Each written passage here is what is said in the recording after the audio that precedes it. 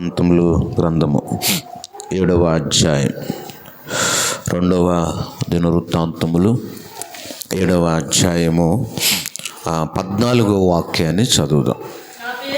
నా పేరు పెట్టబడిన నా జనులు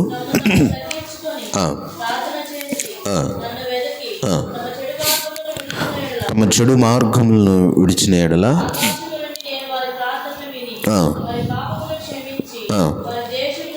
వారి దేశమును స్వస్థపరచుదును. సో ప్రియమైనటువంటి దేవుని బిడ్డలారా, దేవుడు ప్రార్థించే వారు ఉంటే జవాబిచ్చే దేవుడు కూడా ఉన్నాడు. హల్లెలూయా, హల్లెలూయా.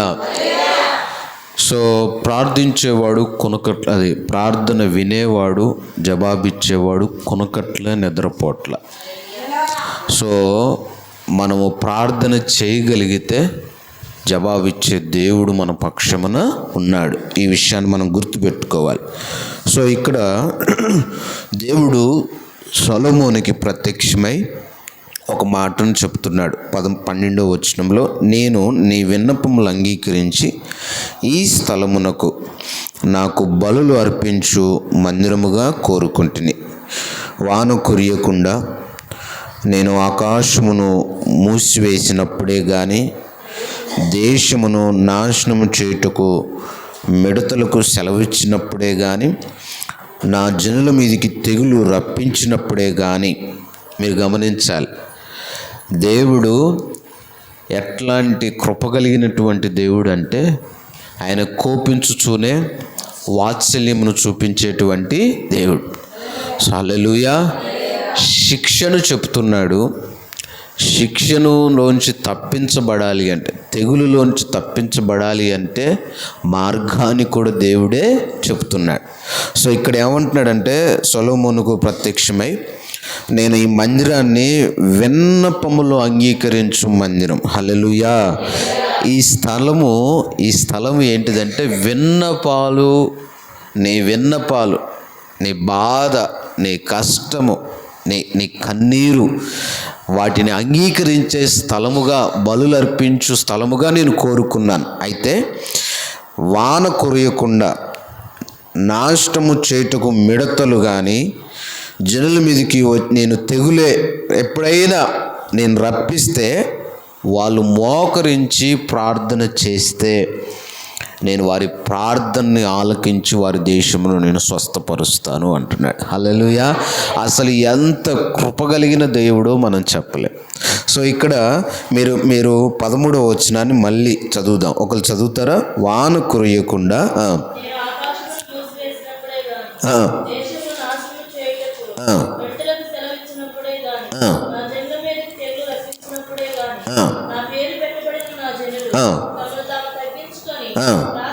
ప్రార్థన చేసి నన్ను వెతకి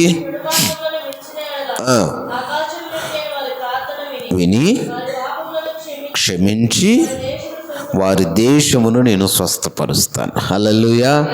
అసలు ఎంత ఆశీర్వాదకరమైన ఈ సంవత్సరంలో మొదటి ప్రార్థన ఇది కదా, ఉపవాస ప్రార్థన. సో మనం గుర్తించాల్సినటువంటి విషయం ఏంటంటే, ఇలాంటి పరిస్థితులు మనకు ఎదురైనప్పుడు, వాన కురియకుండా ఆకాశం మూసివేసినప్పుడు, దేశము నాశనము అవుటూ మిడతలకు దేవుడు సెలవిచ్చినప్పుడు, నా జనుల మీదకి తెగులు రప్పించినప్పుడు, ప్రభు అంటున్నాడు, నా పేరు పెట్టబడిన నా జనులు తమ్మును తామును తగ్గించుకొని. సో మనం మొదటిగా మన ప్రార్థనలో ఉండాల్సిన ఒక మంచి అమూల్యమైన లక్షణము ఏంటిదంటే తగ్గింపు స్వభావం. గర్వపు హృదయాలు మనలో ఉండకూడదు. గర్వము మనకు రాకూడదు. నేను చేయటం ఏంటి, నేను కూర్చోటం ఏంటి, నేను ప్రార్థన చేయటం ఏంటి, నేను ఈ ప్రార్థనకి వెళ్ళటం ఏంటి, నేను ఆదివారం పూటే వస్తాను, మధ్యలో నేను ప్రార్థనలకు రాను అన్న ఒక అహంభావం మనలో ఉండకూడదు. సో దేవుని సన్నిధిలో ఆయన అన్నాడు, అహంకారులను ఎదిరించి దీనులకు నేను కృపను అనుగ్రహిస్తాను అన్నాడు.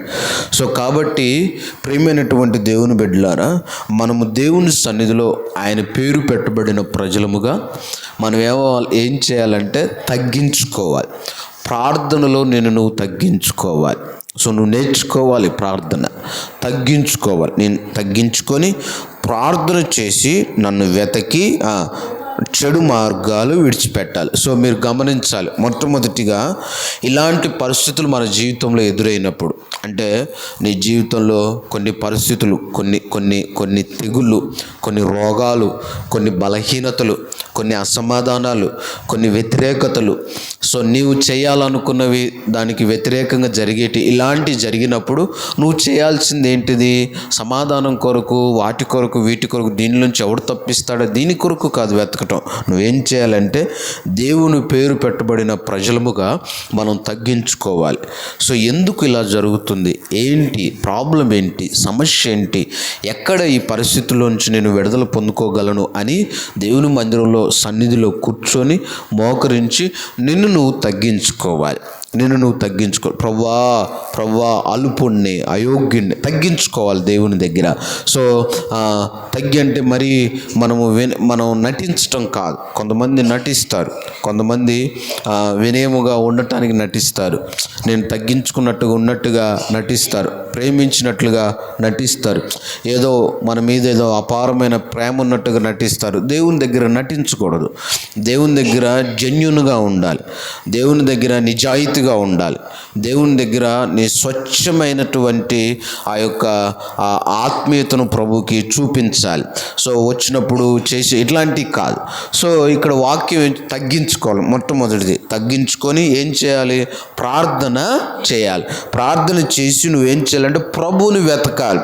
సో దేవుని కార్యం కొరకు మనం ఏం చేయాలంటే వేచి ఉండాలి, వెతుకుతూ ఉండాలి ప్రభు చేసేంత వరకు.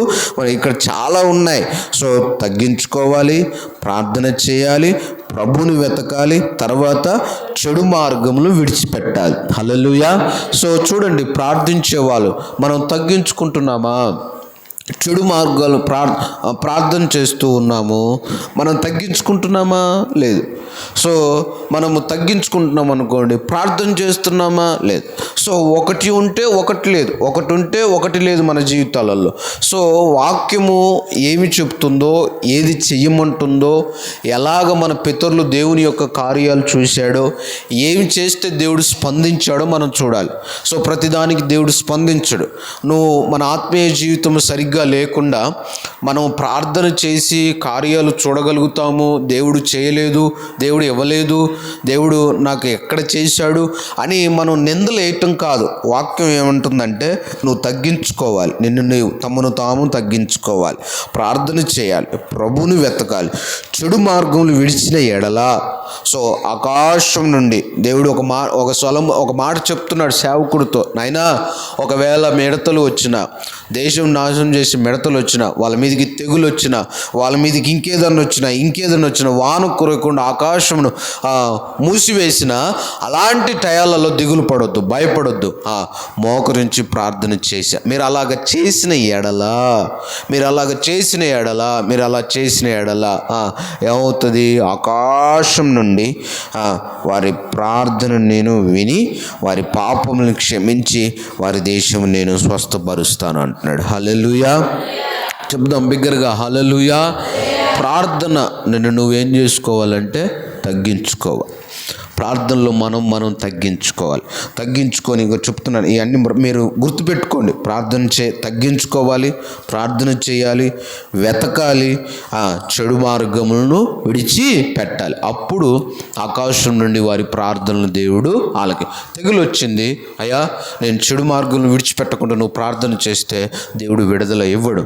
సో నీకు ఆకాశం మూసివేయబడింది, నేను ఒకటి వెతుకుతాను, లేకపోతే ప్రార్థన ఒకటి చేస్తాను, నేను విడిచిపెట్టను అంటే దేవుడు నీ జీవితంలో కార్యాలు చేయడు. మనకందరికీ ఆత్మీయంగా మనకందరికీ విశ్వాసం ఉంటుంది, కానీ విధేయత ఉండదు. సో మనకు విశ్వాసము ఉండాలి, మనకు విశ్వాసంతో స్పందించే విధేయత ఉండాలి. మనకందరికీ విశ్వాసం ఉంది, కానీ విధేయత లేదు. విధేయత అంటే దేవునికి లోబడటం మనం నేర్చుకోవాలి. విధేయత అంటే దేవునికి లోబడాలి. సో విశ్వాసం ఉంది కానీ మనం దేవునికి లోబడం. సో దేవునికి లోబడి వారి జీవితంలో చూసినటువంటి కార్యాలు సో ఈ రాత్రి మీకు నేను తెలియపరుస్తాను. అందుకంటే ముందుగా ఒక భాగాన్ని మనం చదువుకుందాం. దానియేలు గ్రంథము 10వ అధ్యాయం. దానియేలు గ్రంథము 10వ అధ్యాయము 11వ వచనం నుంచి చదువుదాం. దానియేలు గ్రంథము నీవు బహుప్రియుడువు గనుక నీవు లేచి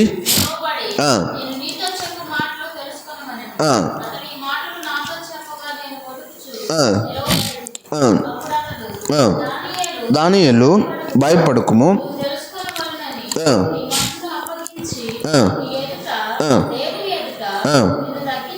సో చూసారా, సో దేవుని ఎదుట నేను తగ్గించుకున్న ఆ మొదటి దినము మొదలుకొని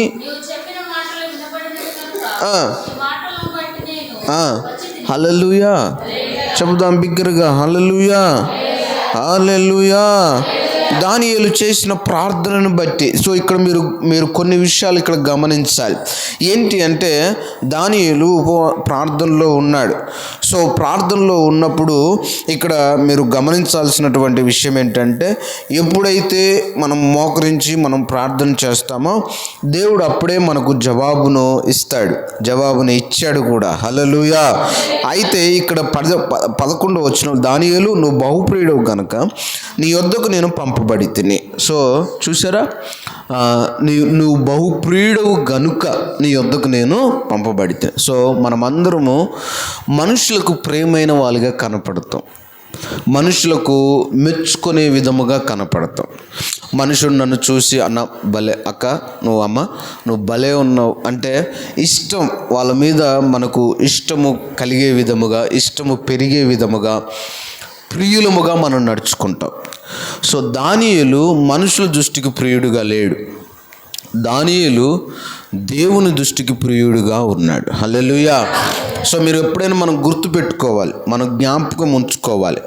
సో మనము మనుషులకు కోరుకునే విధంగా, అందుగురించి ప్రార్థన విషయాల్లో కూడా మనుషులకు కనపడు విధముగా మీరు ప్రార్థనలు చేయకూడదు అంటాడు. వాళ్ళు ఉన్న విధముగా, అన్ని జనులు ఉన్న విధముగా మీరు ఉండకూడదు అంటాడు. సో మనం గుర్తించాల్సినటువంటి విషయం ఏంటంటే, మనం దేవుడికి ప్రియులుగా ఉండాలి, దేవుడికి మనం ప్రియులుగా ఉండాలి, దేవుడికి మనం ఇష్టలుముగా ఉండాలి. హల్లెలూయా. సో నువ్వు బహుప్రియుడవు గనుక నీ యొద్దకు నేను పంపబడి తిని, నీవు లేచి నిలబడి నేను నీతో చెప్పు మాటలు నువ్వు తెలుసుకోవాలి అని అతడు ఇలాగ మాట్లాడుతూ ఉండగా, రెండవ మాట ఏంటంటే వణుకుతూ నిలబడ్డాడు. అమ్మా, దేవుని మందిరంలో వాక్యము మనతో మాట్లాడుతున్నప్పుడు మనం వణకాలి. అర్థమవుతుందా? హల్లెలూయా. మనం భయపడాలి. సో ఓ దూత నిలబడి, నువ్వు భయపడొద్దు దానియేలు, నేను చెప్పే మాటలు నువ్వు తెలుసుకో అని చెప్పినప్పుడు ఏమవుడంటే దేవుని అక్కడ ఆ స్థలంలో వణుకుతూ నిలబడ్డాడు దానియేలు. సో మనము రెండవ మాట గుర్తించాల్సింది అంటే, దేవుని సన్నిధిలో మనం భయపడటం నేర్చుకోవాలి. యెహోవా యందలి భయము మనకు ఏంటిది, ఏమిస్తుంది అమ్మ, ఏమిస్తుంది? మనకు మనం భయమును కలిగి ఉండాలి. దేవునికి స్తోత్రం కలుగునుగాక. భయము. సో మీరు భయమునుంది పాపము చేయకుడి అంటాడు. సో కాబట్టి మనం భయమును కలిగి ఉండాలి. అంటే దేవుని మందిరంలో వణకాలి. దేవుని సన్నిధిలో నిలబడుతున్నావంటే, ఆరాధిస్తున్నావంటే, మందిరానికి వచ్చావంటే, వాక్యాన్ని వింటున్నావంటే, బల్ల విషయంలో పాలు పంపులు పొందుతున్నావంటే, ఒక ఆత్మీయ సేవకులు వచ్చి మన మధ్యలో వాక్యాన్ని విత్తుతున్నారంటే మనం ఏం చేయాలంటే భయపడాలి. ఆత్మీయులు మన ప్రాంతాన్ని దర్శిస్తున్నారంటే ఆయన ఎదుట నిలబడటానికి కూడా మనం ఏమవ్వాలంటే భయపడాలి. అనేది దేవుని సేవకులు, ఇది దేవుని సన్నిధి. ఇక్కడ చాలామంది వ్యంగ్యంగా మాట్లాడుతూ ఉంటారు, చాలామంది డబుల్ మీనింగ్లతో మాట్లాడుతూ ఉంటారు. ఏకవచనంతో నువ్వు వచ్చావా, నువ్వు రాలేదు అనుకున్నా, నువ్వు వచ్చావా అని ఏకవచనాలతో మీరు మాట్లాడుతూ ఉంటారు. అంటే సేవకులకు ఇవ్వాల్సినటువంటి కనీస మర్యాద, గౌరవం కూడా ఇవ్వనటువంటి బిడ్డలు ఉంటారు. అమ్మా, ఇది దేవుని సన్నిధి, దేవుని మందిరం, వణుకుతూ నిలబడాలి.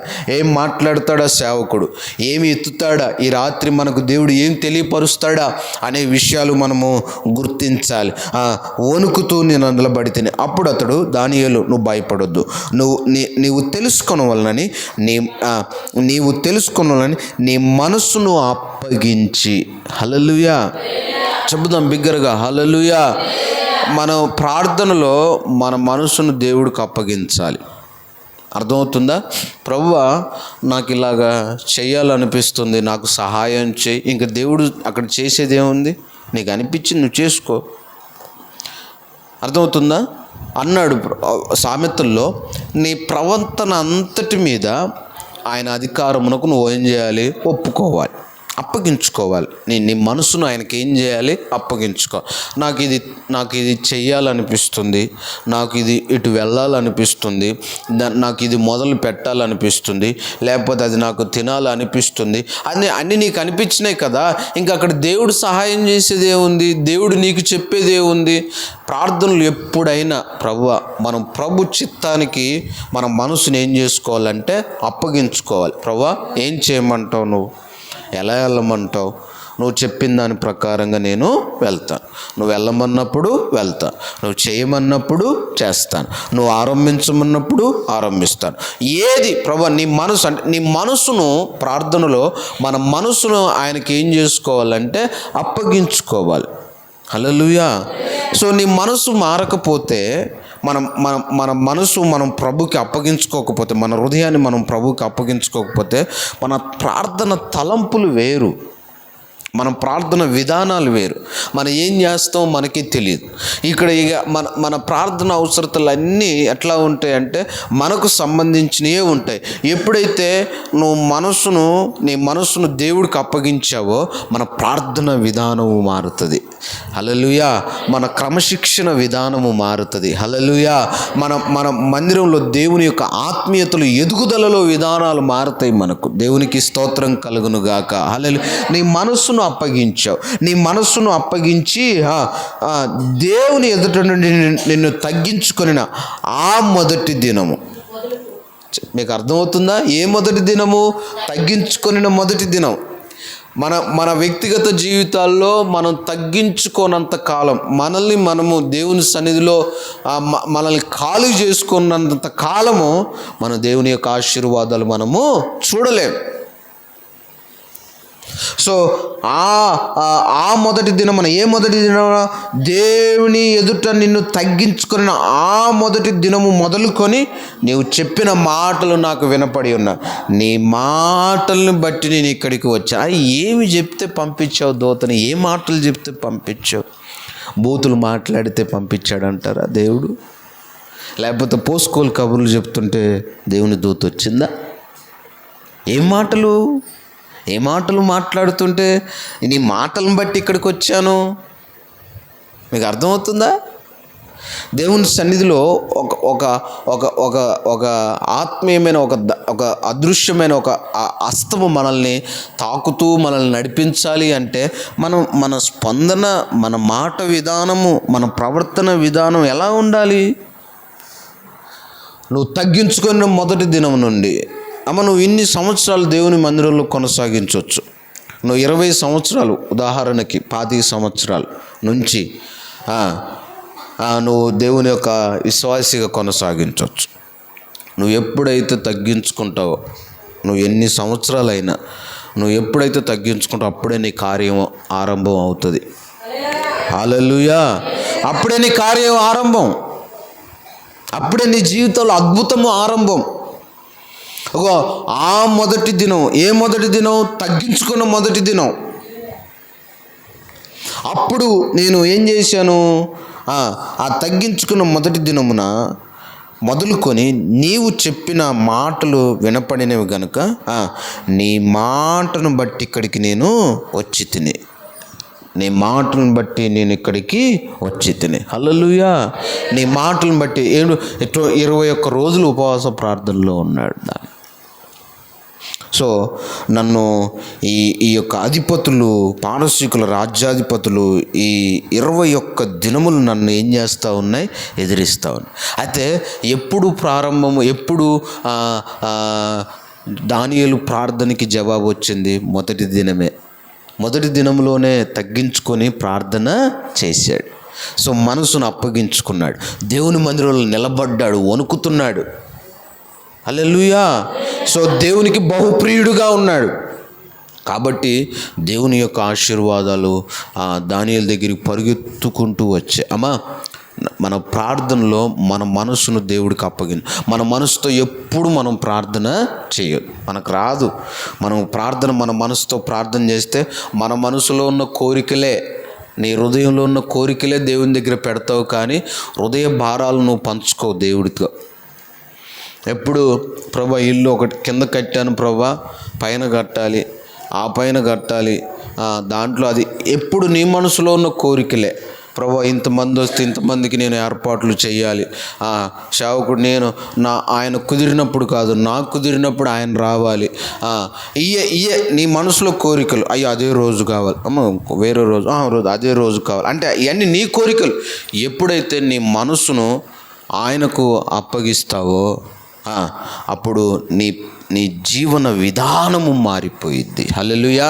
నీ మనసును ప్రభుకి ఏం చేయాలి? మనం ప్రార్థనలో అప్పగించు. మన మనసుతో మనం ప్రార్థన చేయకూడదు. దేవుని చిత్తము ఏంటిదో మనం గ్రహించి దానికి మనం అప్పగించుకొని మనం ఏం చేయాలంటే మనము ప్రార్థన చేయాలి. హల్లెలూయా. చెబుదాం బిగ్గరగా హల్లెలూయా. సో ఇంకొన్ని విషయాలు మీకు శ్రేష్టమైన మాటలు మీకు జ్ఞాపకం చేసి ముగించేస్తా. యోహాను సువార్త 9వ అధ్యాయం 1వ వచనం నుంచి చదువుదాం. యోహాను సువార్త 9వ అధ్యాయం 1వ వచనం. ఆయన మార్గమును పోవచ్చు ఉండగా కనబడెను. బోధకుడా,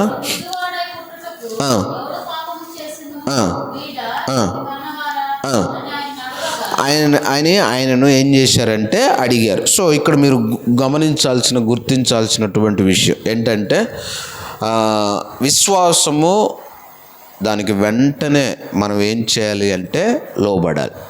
మీ అందరికీ విశ్వాసం ఉంది, అయితే మనకేమవ్వాలంటే లోబడటం మనము నేర్చుకోవాలి. విశ్వాసం ఉందా? ఉంది. మరి ఇప్పుడు చేయమన్న పని, దేవుడు చేయమన్న పని చేయగలుగుతామా? వెంటనే మనం అందుగురించే మనం ఏమవ్వాలంటే లోబడాలి. దేవునికి వెంటనే మనము దానికి విధేయతను చూపించినప్పుడు దాని తగిన కార్యాన్ని మనము చూస్తాం. సో ఇక్కడ పుట్టి గుడ్డివాడైనటువంటి ఒక సంగతిని మనం చదువుకున్నాం. ఇది పుట్టి గుడ్డివాడు. ఈ గుడ్డివాడులో ఈయనకి ఎలాంటి పరిస్థితులు అంటే గుడ్లు కూడా లేవు, కళ్ళన్నీ లొట్టలు. సో కళ్ళు వికారంగా ఉంటాడు, అంత అందహీనంగా ఉంటాడు, అందంగా ఉండడు.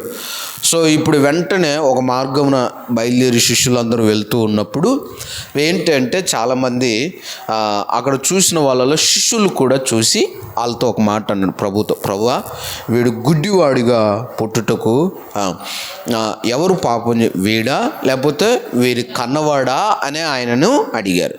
సో మనుషుల యొక్క మనుషుల యొక్క మైండ్లో, మనుషుల యొక్క మెదడులో అన్నీ ఏంటి అంటే కారణాలు.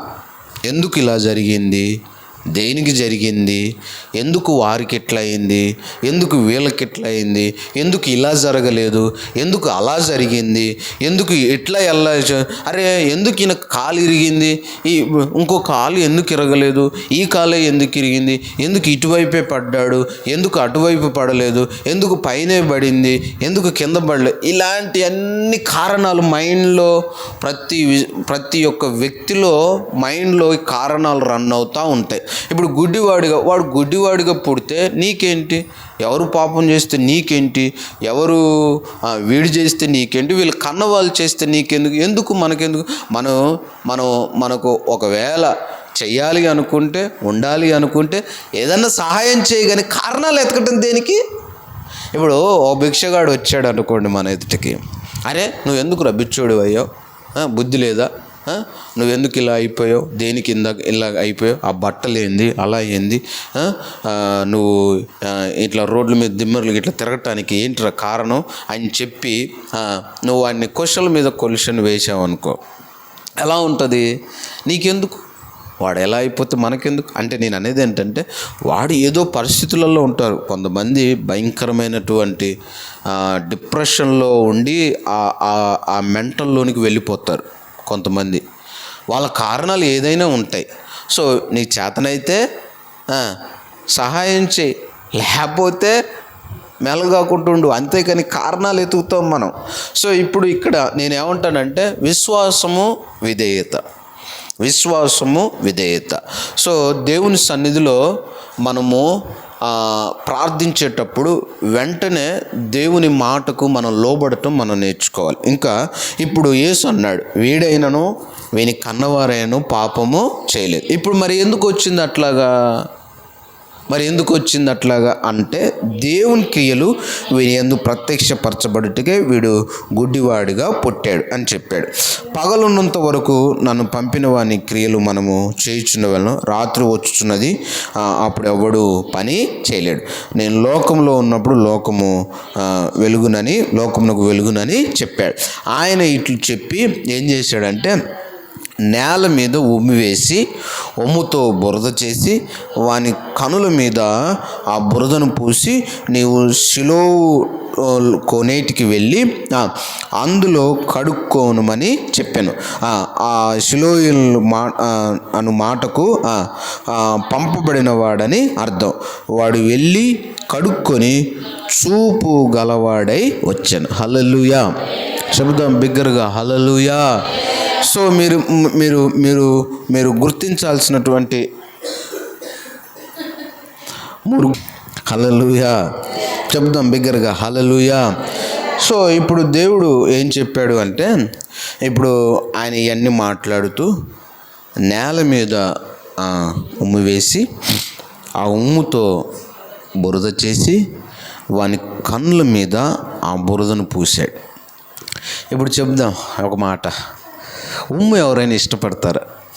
మనం ఒకళ్ళు పొరపాటున ఉమ్ము మన చేతి మీద కాలు మీద పడింది అనుకోండి,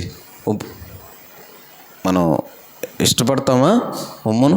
సరే వేరే వాళ్ళు మన మీద ఉమ్మేశారంటే దానికి మన కోపం రావచ్చు. మన ఉమ్ము మనది మనము మన మీద కూడా మనం వేసుకోవటానికి ఇష్టపడం. సో ఉమ్మంట ఒకసారి ఉమ్మేసి ఒక గ్లాస్ అద్దం మీద పెట్టి అదేమంటారు దాన్ని, ఏందమ్మా అది, దాంట్లో పెట్టి చూస్తే భయంకరమైనటువంటి క్రిములంట. అంటే మానవుని ఉమ్ములో ఏముందంటే ఒక మరణం, ఒక క్రిములు. ఇప్పుడు మన నోరంతా దేంతో ఉమ్ముందంటే భయంకరమైన క్రిములు. సో నాకు దేవరాజు అన్న దీని యొక్క సందర్భాన్ని తెలియపరుస్తూ ఒక దినాన నాకు ఈ మాటలు చెప్పినప్పుడు చాలా నాకు ప్రోత్సాహకరంగా అనిపించింది. ఆ మాటలు ఏంటో మీకు చెప్తాను. సో ఆది కాండంలో దేవుడు నేల మట్టిని తీసి ఆ మట్టిలో నుంచి మానవుని యొక్క రూపాన్ని చేశాడు. తర్వాత మానవుడు ఏమైపోయాడు? జీవాత్మ అయిపోయాడు. మానవుడు దేవునిలోంచి ఏమైపోయాడు? తొలగిపోయాడు. మానవుల్ని నేను చేసినందుకు నేను దుఃఖపడుతున్నాను అన్నాడు కదా దేవుడు, సంతాపడుతున్నాను అన్నాడు కదా. సో మానవుడు దేవుని యొక్క ఉద్దేశంలో నుంచి ఏమైపోయాడు అంటే తొలగిపోయాడు. అయితే ఈ 9వ అధ్యాయంలో మళ్ళీ నేల మట్టిని తీసి బురద చేసి మళ్ళీ జీవాన్ని ఇచ్చాడు. హల్లెలూయా. నాకు ఆ మాటలు చెప్పినప్పుడు భలే ఆశ్చర్యం అనిపించింది అన్న చెప్పినప్పుడు. సో ఇప్పుడు నేను ఒకటి మాట, ఇప్పుడు బురద పూసిన తర్వాత నువ్వు వెళ్ళి కోనట్లోనికి వెళ్ళి కడుక్కొని రమ్మన్నాడు. ఇప్పుడు మనమే అయితే ఆ లోయలోనికి వెళ్ళి చేతులు ముఖం కడుక్కోవటానికి అంటే కళ్ళు కడుక్కోవటానికి అసలు బురద పూసుకోవటానికి ఇష్టపడతామా? ఉమ్ముతో ఇష్టపడం మొట్టమొదటిది. రెండోది, చెప్పిన వెంటనే ఆ లోయ దగ్గరికి వెళ్ళటానికి మనం ముందుగా ఇష్టపడం. మనం ఏమంటామంటే ముందు కళ్ళు కడుక్కొని రావడం, కానీ నేను స్నానమే చేసి వస్తాను అక్కడ అంటాం. ముందు నాకు రావాల్సింది వస్తే నేను ఏదైనా చేస్తాను అంటాం. మనం కూడా అదే, అయ్యా దేవుడు దీంట్లో గనక నన్ను బాగు చేస్తే ఇంకా బతికినంత కాలము అప్పుడప్పుడు మానేస్తాను కానీ ఇక మొత్తం వస్తానయ్యా అంటాం. కొన్ని విషయాలు ఎట్లా ఉంటాయంటే ఇదే మనం తీసుకునే నిర్ణయాలు, మనం చేసే ఆలోచనలు అన్నీ వ్యతిరేకం. సో ఇక్కడ మనం గుర్తించాల్సినటువంటి, వీడు ఏం చేశాడంటే వెంటనే ఆ బురదను పూసి నువ్వు కోనేటిలోనికి వెళ్ళి అందులో కడుక్కొనమని చెప్పాడు. ఆ సిలోయను అను మాటకు పంపబడిన వాడు అని అర్థం. వాడు వెళ్ళి కడుక్కొని చూపు గలవాడు అయ్యాడు. హల్లెలూయా, హల్లెలూయా. సో నేను ఒక మాట, గుడ్డివాడిగా వెళ్ళాడు, చూపు పొందుకొని వచ్చాడు. అమ్మా, ఈ రాత్రి సమస్యలతో వచ్చి జవాబుతో వెళ్ళాలి నువ్వు. హల్లెలూయా. నువ్వు పరిష్కారం కొరకు వచ్చి పరిష్కారం పొంది రోగంతో వచ్చి స్వస్థత పొందుకొని వెళ్ళాలి. దుఃఖంతో వచ్చి సంతోషంతో వెళ్ళాలి. హల్లెలూయా. చెబుతాం, ఎందుకంటే ఇది విన్నపాలు ఆలకించు స్థలం. హల్లెలూయా.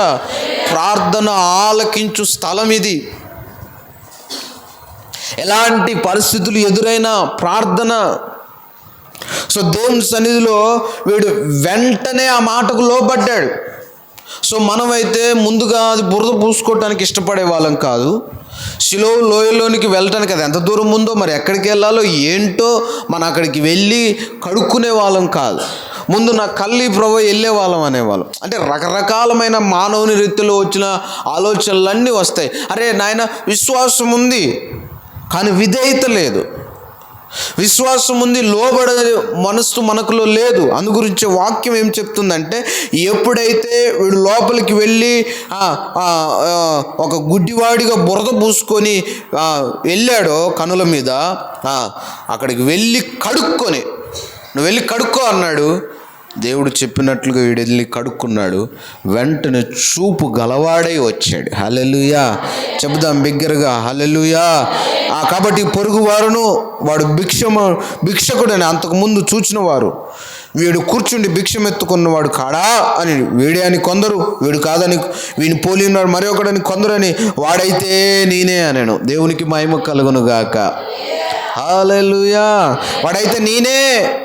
వాడి కన్నులు ఎలాగో తెరవబడ్డాయి అని అనగా, వాడు యేసు అని ఒక మనుషుడు బురద పూసి నా కన్నుల మీద పూసి, నువ్వు వెళ్ళి సిలోమనులో కోనేటికి వెళ్ళి కడుక్కొనమని నాతో చెప్పాను. నేను వెళ్ళి కడుక్కొని చూపు పొంది తిని. హల్లెలూయా. దేవుడు చెప్పినట్లుగా చేస్తే నువ్వు పొందవలసిన కృపను, నువ్వు పొందవలసిన మేలు, నువ్వు పొందవలసిన ఆశీర్వాదాలు పొందుకుంటావు. ఎట్లా వచ్చాయి నాయన, ఎట్లా వచ్చాయి నీ కనులు, ఎట్లా వచ్చాయి? వీళ్ళు కొంతమంది అవునని, కొంతమంది కాదని. అరే వీడు మన ఫ్రెండ్ రా, మనతో పాటు మన పక్కన కూర్చుని అడుక్కునేవాడు రా, వీడేంటి, వీడి పరిస్థితి ఏంటి అని. ఏం జరిగిందంటే ఏం లేదు, యేసు అని ఒకడు వచ్చాడు, బురద పూసాడు, కళ్ళకు పూసాడు, కోనేట్లు లోయలోనికి వెళ్ళి సిలో లోయలోనికి వెళ్ళి కడుక్కోమన్నాడు. నేను వెళ్ళాను, కడుక్కున్నాను, చూపు పొందుకున్నాను. నువ్వు దేవుడు చెప్పినట్లు చెయ్యి. నీ జీవితంలో కార్యం చూడకపోతే వచ్చి అడుగు దేవుణ్ణి. హల్లెలూయా. అంటే ఆ లోబడకే మన జీవితాలలో ఆశీర్వాదాన్ని చూడట్లా. మన మనసును అప్పగించుకోవాలి, మనల్ని మనం తగ్గించుకోవాలి, చెడు మార్గమును విడిచిపెట్టాలి. అప్పుడు దేవుడు మన ప్రార్థనను వింటాడు. సో మనం విధేయతను చూపించాలి. దేవుడి మాటకు మనం ఏం చేయాలంటే లోబడిన వారిగా మనము ఉండాలి, లోబడాలి. విశ్వాసం ఉంది, మనం ఏం చేయాలంటే లోబడాలి. అందుగురించే యాకోబు పత్రిక, మీరు దేవునికి లోబడి ఉండి అపవాదిని ఎదిరించుడి. మీరు దేవునికి లోబడకపోతే మీరు అపవాదిని ఎదిరించలేరు. నువ్వు దేవునికి లోబడకపోతే నువ్వు రోగాన్ని జయించలేవు. నువ్వు దేవుడికి లోబడకపోతే శత్రు సమూహాన్ని జయించలేవు.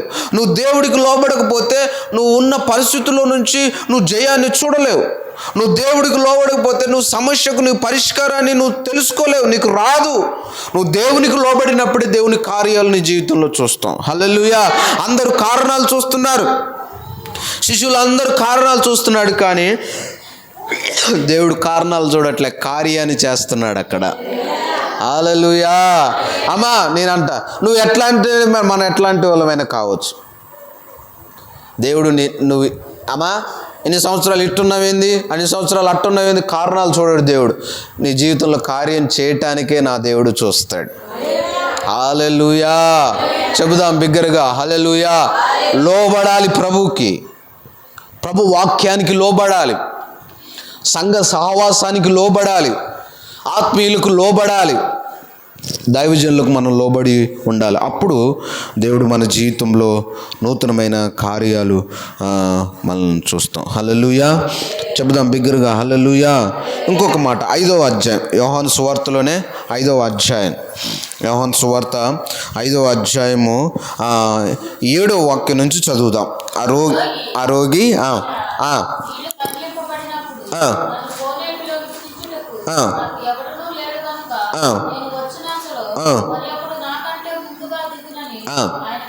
ఉత్తరం ఇచ్చును.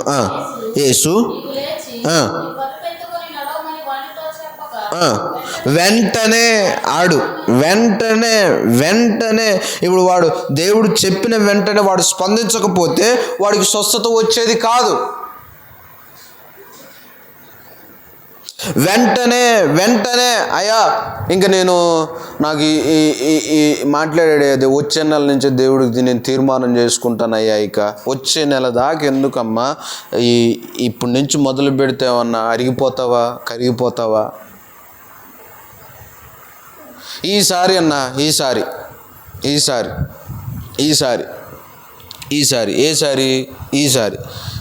వచ్చేసరి ఈసారికి నేను తప్పకుండా కాదు,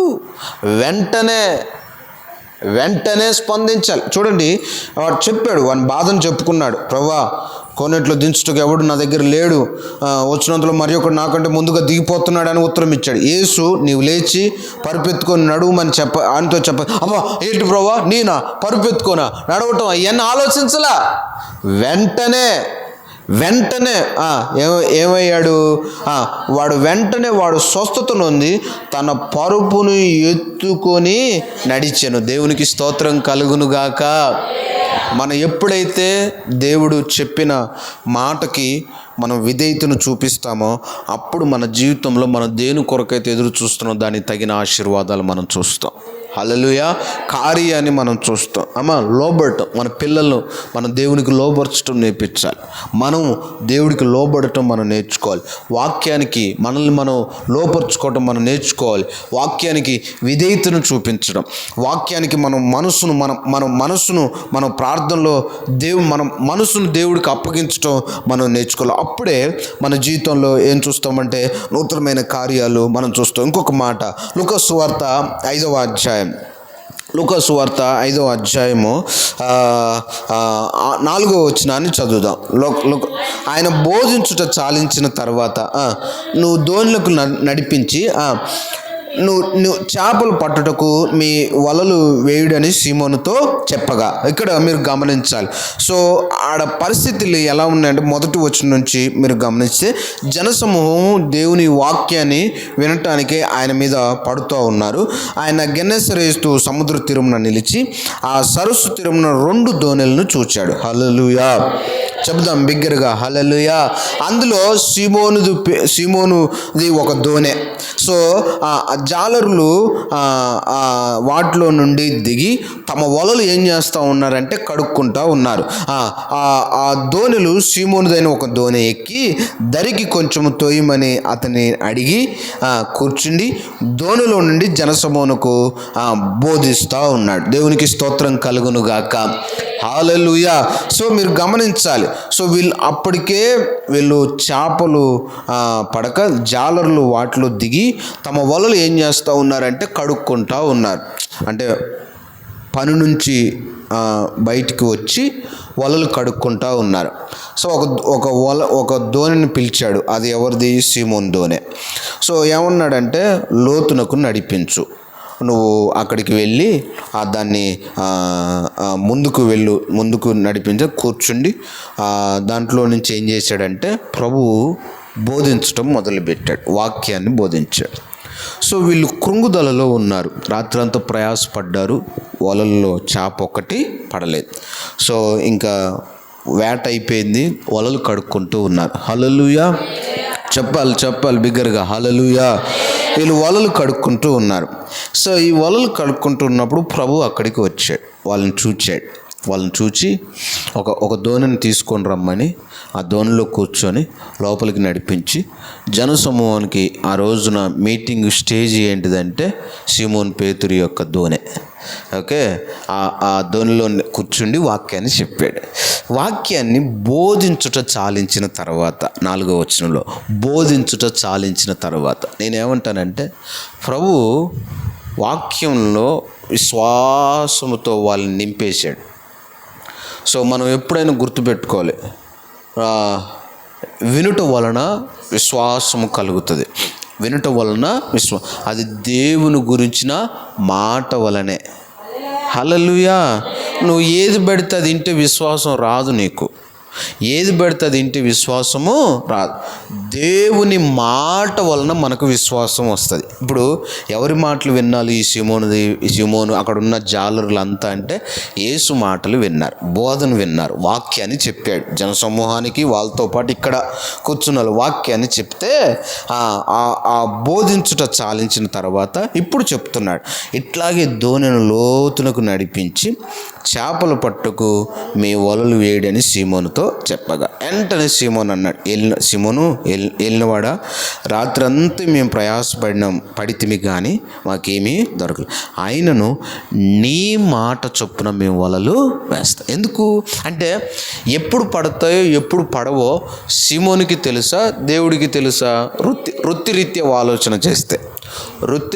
ఆలోచన చేస్తే అమ్మా సీమోనికి తెలుసు. ఇప్పుడు ఒక ఎప్పుడు వర్షం పడుతుంది, ఎట్లాగ మనం దుక్కిని తినాలి, ఎట్లాగ విత్తనాలు వేయాలి, ఏంటి రైతుకు తెలుసు. ఏదో సిటీలో తిరిగేవాడికి, కారులో బోర్లు తిరిగేవాడికి తెలియదు. సో వృత్తిరీత్యా ఆలోచన చేస్తే చేపలు ఎప్పుడు ఎట్లా పడతాయో, ఏ సమయాలలో పడతాయో సీమోనికి తెలుసు. చాలా అనుభవం కలిగినటువంటి వ్యక్తి సీమోన్. అయితే ఇప్పుడు ఏమన్నాడంటే, మేము ప్రయాసపడ్డాం, సరే నా అనుభవాన్ని అంతా పక్కన పెడతా ప్రభువా, నీ మాట చొప్పున నేను వలలు వేస్తా. హల్లెలూయా. నా అనుభవాన్ని, నా జ్ఞానాన్ని, నా తెలివిని, నా మాటకారితనాన్ని అన్నిటిని పక్కన పెడతా. మేము ప్రయాసపడ్డాం, ఏమీ పడలే. సో అమ్మ, ప్రభువు లేకుండా, దేవుడు లేకుండా, దేవుడి మాట సెలవు లేకుండా ఏది మన జీవితంలో జరగదు. సో ఆయన చెప్తేనే, ఆయన అనుమతి ఇస్తేనే మన జీవితంలో ఏదైనా కార్యాలు జరుగుతాయి. మనం గుర్తించాల్సినటువంటి విషయం ఏంటంటే, ఇక్కడ మేము ప్రయాసపడ్డాం, మాకేమీ ఆయనను నీ మాట చొప్పున మేము వలలు వేతుమని ఆయనతో చెప్పాడు. సో వారు అలాగూ చేసి, హల్లెలూయా, విశ్వాసం ఉంది, విధేయత. సో వెంటనే వీళ్ళు ఆ మాటకి, దేవుడి మాటకి లోబడ్డారు. వెంటనే దేవుడి మాటకి ఎప్పుడైతే లోబడ్డారో విస్తారమైన చేపలు పడ్డాయి. రాత్రంతా ప్రయాసపడ్డాం ప్రభువా, ఒక్కటి పడలేదు. ఎప్పుడైతే వాక్యం చేత వాళ్ళు విశ్వాసంతో నింపుకున్న తర్వాత వాళ్ళు ఇప్పుడు ప్రభు నువ్వేంటి లోతులకు నడిపించావు, వారు అలాగూ చేసి, అంటే దేవుడు చెప్పినట్లుగా చేశారు. ఇంతవరకు వీళ్ళ అనుభవంతో వీళ్ళు వలలు వేశారు, చేపలు పళ్ళ. మనం అనుభవాలతో కొన్ని చేస్తాం, వర్కౌట్ అవ్వదు. అనుభవాలు ఉన్నాయి కదా, జ్ఞానం ఉంది కదా, వెళ్తాం, దేవుని కార్యం జరగదు అక్కడ. ఎప్పుడైతే వాక్యాన్ని విని వాళ్ళు విశ్వాసంతో తమ హృదయాలను నింపుకొని ఎప్పుడైతే దేవుడు చెప్పినట్లుగా చేశారో, ఒక్క చేప కూడా పడని వారి వలలు పిగిలిపోనంత చేపలు వారి యొక్క వలల్లో పడిపోయినాయి. హల్లెలూయా. చెబుదాం బిగ్గరగా, హల్లెలూయా. అమ్మా, దేవుడి మాటకు విధేయతను చూపిస్తే సమృద్ధి నీ కుటుంబంలో ఉంటుంది. ఆమేన్, హల్లెలూయా. సమృద్ధి మన కుటుంబంలో ఉంటుంది. సో మనకు విశ్వాసం ఉంది, వాక్యం అంటే నమ్మకమే, వాక్యం అంటే మనకు భయంకరమైనటువంటి ఇదే, కానీ లోబడటం మనకు రావట్ల. ఇప్పుడు వెంటనే వాళ్ళు అలాగ వెంటనే చేశారు. వారు తమ జీవితాలలో సమృద్ధిని కార్యాలని చూశాడు. లోబడాలి. సో మొట్టమొదటిగా మనల్ని మనం తగ్గించుకోవాలి ప్రార్థనలో. రెండవది మన మనస్సును ఆయనకు అప్పగించుకోవాలి. ప్రార్థనలో నీ మనస్సును ఆయనకు అప్పగించుకోవాలి. మూడోది ఏంటిదంటే ప్రభువు మాటకు మనము లోబడాలి. హల్లెలూయా. లోబడినప్పుడు దేవుడు మన జీవితంలో గొప్ప కార్యాలు చేస్తాడు. వెళ్ళిపోయి కడుక్కోమనగానే వెళ్ళిపోయాడు. నువ్వు పరుపెత్తుకోమనగానే వెంటనే ఎత్తుకున్నాడు. నువ్వు వెళ్ళి వలలు వేయమనగానే వెంటనే వేసేశారు. ప్రభా ఈ అలసిపోయాంలే ప్రభా, ఇప్పుడు వేయంలే ప్రభా, రేపు వేస్తాం, అవసరమైతే రేపు రండి మీరు అని చెప్పలే. ప్రయాసపడ్డాం, కష్టం పడ్డాం. ఇక వేసే ఓపికుడు వేసి చేతులన్నీ గోడలన్నీ గుంజేస్తున్నాయి. అయినా పగలు వచ్చి మీరు ఏమంటే వేస్తామని చెప్పి వేశారు. వలలు పిగిలిపోనంత సమృద్ధిని వాళ్ళు చూశారు. ఆ రీతిగా దేవుడు నీ కుటుంబంలో సమృద్ధిని ఉంచునుగాక. దేవుడి మాటకు లోబడి దేవుని కార్యములు మన కుటుంబాల్లో చూద్దుముగాక. దేవుడి మాటలు దీవించునుగాక. ఆమెను ప్రార్థన చేసుకుందాం. అందరం మోకరిద్దాం, ప్రార్థన చేసుకుందాం. అందరం మోకరిద్దాం. చక్కగా మనము దేవుని యొక్క మాటలకు మనం విధేయతను చూపిద్దాం. మనం లోబడాలి. విశ్వాసంతో మనం దేవుని యొక్క వాక్యానికి లోబడాలి. వాక్యానికి లోబడినప్పుడే మనం ఆశీర్వాదాన్ని చూడగలం. తల్లి తగ్గించుకోవాలి. సో మన మనసును ఆయనకు అప్పగించుకోవాలి. అప్పుడే కార్యాన్ని చూస్తాం. ప్రార్థన చేసుకుందాం. అందరూ మోకరించి ప్రార్థన చేసుకుంటారు. చిన్న ప్రార్థన చేసుకుంటారా? ఎవరికి వాళ్ళు ప్రార్థన చేసుకుంటారా? ప్రార్థన చేసుకుంటారు. కళ్ళు మూసుకొని ప్రార్థన చేసుకోండి. ఇచ్చబడిన వాక్యాన్ని ప్రభా తగ్గింపు స్వభావాన్ని నాకు ఇవ్వు నాయన. నా మనసును నీకు అప్పగించుకోవటానికి సహాయం దయచేయండి. నీకు లోబడాలి. లోబడినప్పుడే కార్యము. లోబడినప్పుడు నువ్వు లోబడకపోతే కార్యాన్ని చూడలేవు. నువ్వు పరుపెత్తుకోమని ఎత్తుకోకపోతే వాడి కార్యం చూసేవాడు కాదు. నువ్వు వెళ్ళి లోయలో కొన్నిట్లో కడుక్కోమంటే కడుక్కోకపోతే కార్యం జరిగేది కాదు. వాళ్ళు చెప్పిన వెంటనే వలలు వేయకపోతే కార్యం జరిగేది కాదు. సమృద్ధిని చూసేవాళ్ళు కాదు. అమ్మా, నీ జీవితంలో ఎప్పుడో కార్యాలు జరిగినాయి, కానీ నువ్వు లోబడట్లా. ఇంకా నువ్వు లోబడితేనే ఆ కార్యం యొక్క ప్రతిఫలాన్ని మనం చూస్తాం. లోబడితేనే ఆ విశ్వాసానికి ఒక ప్రతిఫలాన్ని మనం చూస్తాం. ప్రార్థన చేసుకుందాం. ఈ సంవత్సరం పరిస్థితి ఎలా ఉంటుందో తెలియదు. లోబడాలి. దేవుడికి తగ్గించుకో, ప్రార్థన చేయి, ఆయన మార్గాల్ని వెతుకు, చెడుతనంలో విడిచిపెట్టు. అప్పుడు దేశాన్ని స్వస్థపరుస్తాడు. ఎలాంటి పరిస్థితి ఎదురైనా ఒకళ్ళు ప్రభువే చెప్తున్నాడు, నేను ఒకవేళ మిడతలు మీ మధ్యలోనికి పంపించిన, తెగులు మీ మధ్యలోనికి పంపించిన, వాన కురవకుండా ఆకాశం మోయబడిన వాళ్ళు తగ్గించుకొని ప్రార్థన చేస్తే నేను ఆకాశం వారి ప్రార్థన నేను వింటాను అంటున్నాడు దేవుడు. అమ్మా, దేవుడు ఎంత కృప కలిగిన దేవుడు. ప్రార్థన చేసుకుందాం. ప్రేమ కలిగిన తండ్రి, పరిశుద్ధుడా, మహోన్నతుడా, మీ పాదాలకు వందనాలు నాయన. ఈ రాత్రి మీరు ఇచ్చిన నీ మాటలను బట్టి వందనాలు. దీవించండి, కనికరించండి ప్రభువా. ఆత్మదేవ బలపరచండి నాయన. బిడ్డల్ని సిద్ధపరిచి తీసుకొచ్చిన విధానం బట్టి వందనాలు. మీరు ఇచ్చిన వాక్యాన్ని బట్టి నేను స్తుతిస్తూ ఉన్నాం నాయన. మమ్మల్ని తగ్గించుకోవటానికి కృప చూపించండి. దానియేలు తగ్గించుకున్నాడు, మనసు నీకు అప్పగించాడు, నీ మందిరంలో వణుకుతున్నాడు, భయపడుతున్నాడు, నీకు ప్రియుడిగా జీవించాడు. ఆ రీతిగా మేము ఉండటానికి నీ కృప చూపించమని కూడా ప్రార్థిస్తూ ఉన్నాం తండ్రి. ఆత్మదేవ, మా మనసు నీకు అప్పగించుకోవాలి నాన్న. నీ దృష్టికి మమ్మల్ని మేము తగ్గించుకోవాలి. మీ కృపను మాకు ఇవ్వండి. నీ మాటకు విధేయతను చూపించడానికి సహాయం. విశ్వాసం ఉంది, మాలో విధేయత కావాలి, లోబడటం కావాలి. ఆ రీతిగా ఉండటానికి కృప చూపించండి, కనికరించండి నాయన. ఆ యొక్క 38 సంవత్సరాలుగా బాధపడుతున్న ఒక వ్యక్తిని ఒకే రోజున, ఒకే క్షణంలో మీరు స్వస్థతనిచ్చారు నాయన. పుట్టుకతో గుడ్డివాడైన ఒక క్షణంలో నీ మాటకు లోబడిన వెంటనే మీరు కార్యాన్ని చేశారు. రాత్రంతా అనుభవాలతో నాయన వలలు వేసిన సీమోనుది ప్రభువా ఆత్మ, మీరు పగలు వచ్చి ఒక్క క్షణంలో మీరు లోతులకు నడిపించి వలలు వేయమన్నప్పుడే విస్తారమైన చేపలు పడిన విధానాన్ని మేము చూస్తున్నాం. మా అనుభవాలను మేము ఆధారం చేసుకొని నడుచుకుంటాం. మా జ్ఞానాన్ని మేము ఆధారం చేసుకొని నడుచుకుంటాం. నా తండ్రి, మీరు ఇచ్చిన ఈ యొక్క శ్రేష్టమైన ఈ మాటలను బట్టి వందనాలు. ఈ మాటలు ముద్ర వేయండి. ప్రార్థనలో మమ్మల్ని మేము తగ్గించుకోవాలి. ప్రార్థనలో మా మనసును మీకు అప్పగించుకోవాలి. ప్రార్థనలో నీ మాటకు విధేయతను చూపించాలి. అట్టి కృపను మీరు మాకు అనుగ్రహించి నీ మాటలు మా వినికిల్లో ముద్ర వేసి నీరుగట్టి ఫలింపు దయచేయమని యేసు నామమున ప్రార్థిస్తున్నాం తండ్రి. ఆమేన్.